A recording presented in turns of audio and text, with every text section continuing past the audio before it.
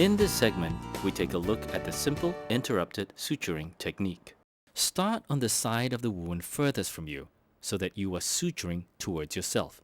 Hold up one edge of the wound with a tooth forceps. The point of the needle enters the skin at right angle at an appropriate distance from the wound edge. This would depend on your needle size and the tissues you are suturing. Drive the needle through by a rotatory movement of the needle holder, recreating the arc of a circle. If the wound edges are close together, you can drive the needle across both sides of the wound. Otherwise, you may find it more accurate to re-grasp your needle before placing the suture on the other side of the wound. Pull on the suture, leaving a convenient length at the tail end of the suture. This length will depend on whether you intend to use a hand tie or an instrument tie. Tie a knot to one side of the wound, rather than placing the knot directly over the wound.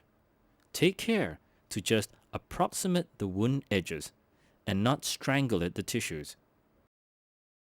Hold the sutures together in this fashion, and your assistant will cut it for you.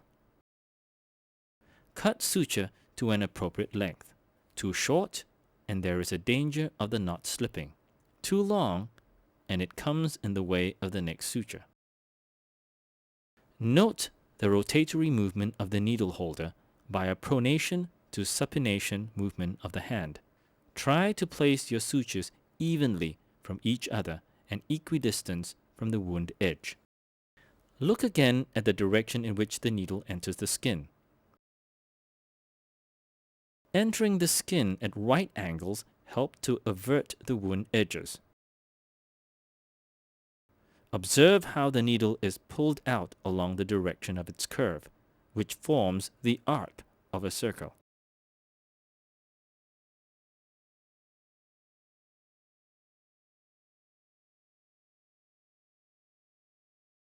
The simple interrupted suture is the easiest to perform and can be used for most skin suturing.